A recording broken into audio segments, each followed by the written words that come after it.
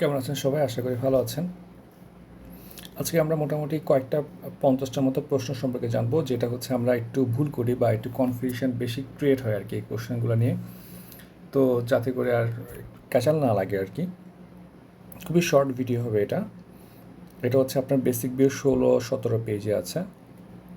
দেখেন, উপজাতি সাংস্কৃতিক প্রতিষ্ঠান নিয়ে 8টা নাকি 10টা নিয়ে অনেক ক্যাচাল লাগে। এটা হচ্ছে 10টা।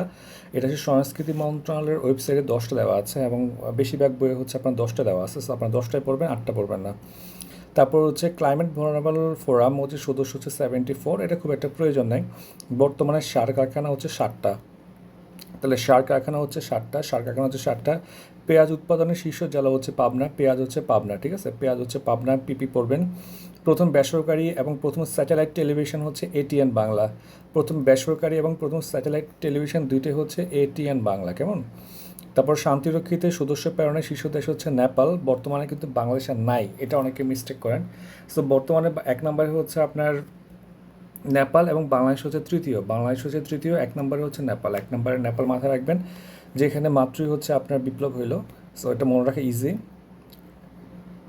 পৌরসভা 330টা, এই গভর্নমেন্ট আসার পরে আর চেঞ্জ হয় নাই, কারণ এই গভর্নমেন্ট হচ্ছে আপনার প্রশাসনিক বিস্তার বিন্যাস নিয়ে খুব একটা হাত দেয় নাই। শুধু সংস্কারের জন্য প্রস্তাব দিয়ে যাচ্ছে। সো আগে ডেটায় পড়বেন 330টা।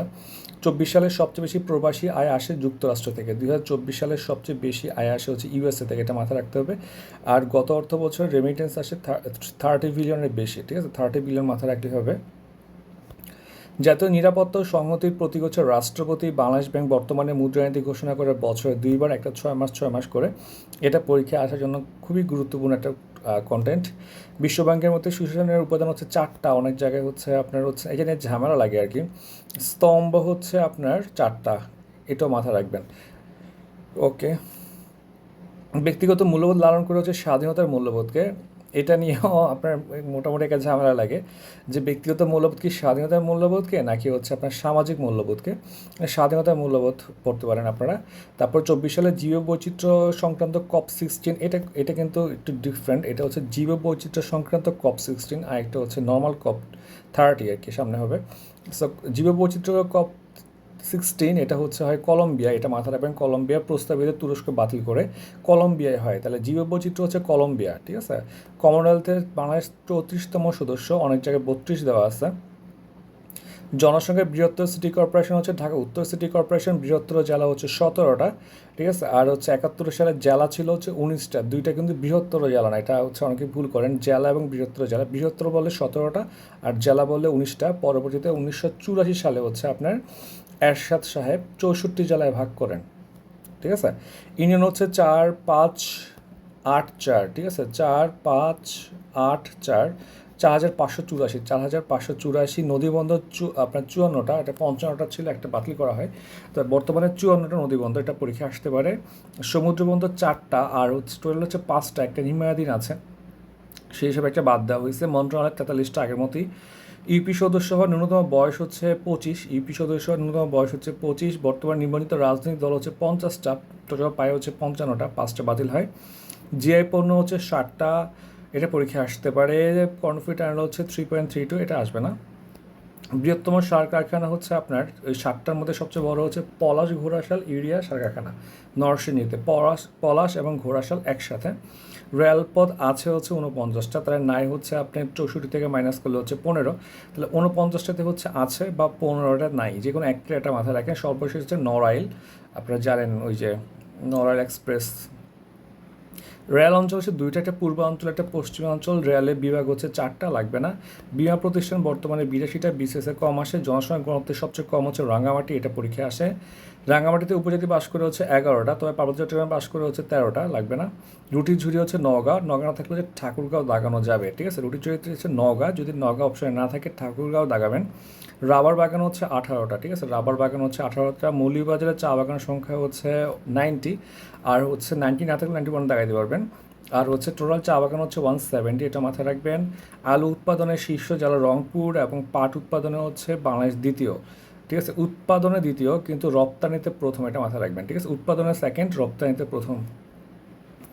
সর্বশেষ বিদেশি মুক্তিযুদ্ধের মৈত্রীয় সম্মাননা পাওয়া হচ্ছে ক্যানাডি লাগবে না। মুক্তিযুদ্ধের সময় রাশিয়া যুক্ত ছিল হচ্ছে অষ্টম নম্বর, এটা সবাই জানেন। ব্রিক্সের সদস্য 10টা, ঠিক আছে।